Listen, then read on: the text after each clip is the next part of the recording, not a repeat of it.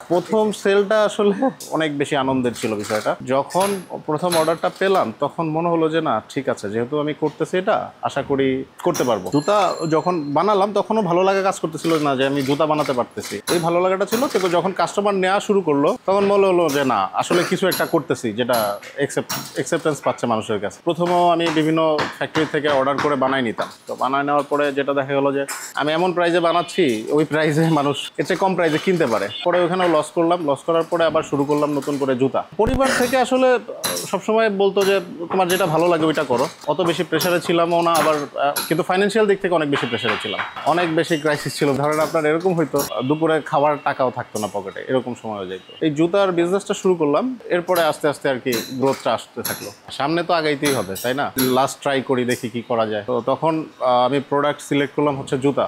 এইটা মনে হলো যে মানে সামহাও আমার জন্য ভাগ্য বলতে পারেন বা ডেস্টিনি যেটাই হোক না কেন, এই জায়গাটাতে আসার পরে মনে হলো যে না এখানে হোপ আছে, আমি হয়তো করতে পারবো। 7 বছর যখন জব চলতেছিল, লাস্ট ইয়ারে এসে আমার মনে হলো যে আসলে এখান থেকে আসলে আমি আর দেখার কিছু নাই। তো চিন্তা করলাম নতুন করে যদি নিজের একটা প্রতিষ্ঠান করা যায়। জব করতে করতে যখন আমি ম্যানেজার হলাম তো এরপরের পজিশন নাই ওইখানে কোনো, মনে হলো যে নিজের কিছু করা দরকার। আমার নিজের উপর একটা কনফিডেন্স ছিল যে আমি পারবো, যে কোনো জায়গাতে আমি যে কোনো কাজ করতে পারবো। যার কারণে ছেড়ে দিয়ে আমি শুরু করলাম চেষ্টা করা।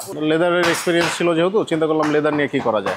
তো লেদার প্রোডাক্ট শুরু করলাম আর কি। লেদার প্রোডাক্ট যেমন বেল্ট, ওয়ালেট, এগুলো খুবই ছোট একটা রুমের ভেতরে শুরু। তারপরে ওইখান থেকে আস্তে আস্তে একটু বড় রুম নিলাম। তারপরে আস্তে আস্তে আমরা এই যে এইখানে এই বড় ফ্যাক্টরি করে সেট করলাম আর কি। প্রায় 4 বছরের মতো লাগছে।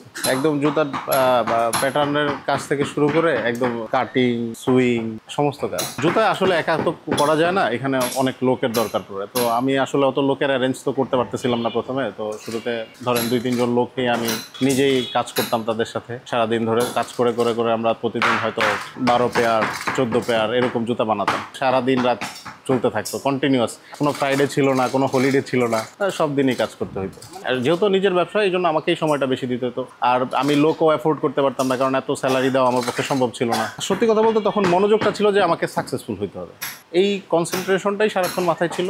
যার কারণে আসলে যে ক্ষুধা লাগছে কি লাগে নাই এই জিনিসটাও ভুলে গেছি অনেক সময়।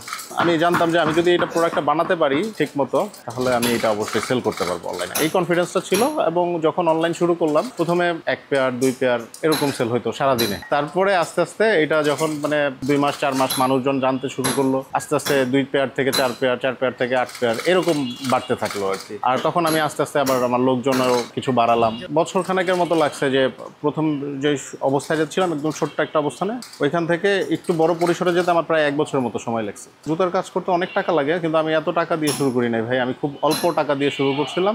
আস্তে আস্তে যে আমি সেল থেকে থেকে টাকা জমাইতাম, আমার যেই টাকাটা বেরোতো পুরোটাই আমি আবার ইনভেস্ট করতাম। তো আমি এক জোড়া জুতা সেল করলে ওই টাকাটা দিয়ে আবার লেদার কিনতাম, লেদার কিনে আবার জুতা বানাতাম। এভাবে মানে ধরেন 12 পেয়ার থেকে 14 পেয়ার, 14 পেয়ার 18 পেয়ার, এইভাবে আস্তে আস্তে আস্তে আস্তে আস্তে বাড়ছে। ব্যবসা শুরুর পর থেকে এখন পর্যন্ত স্টিল আমি একদিনও হলিডে কাটাই নেই, শুক্রবারও না। মানে হয়তো ঈদের দিন বন্ধ থাকে ফ্যাক্টরি, ওই দিন বন্ধ, এর বাইরে আমি কখনোই ছুটি কাটাই না। ছোটোবেলা থেকে তো অনেক রকমের ইচ্ছা থাকে, ফাইনালি যে আসলে আমাদের এই মানে আমার টার্গেটটা জুতাতে ফিক্সড হয়ে গেছে আর কি।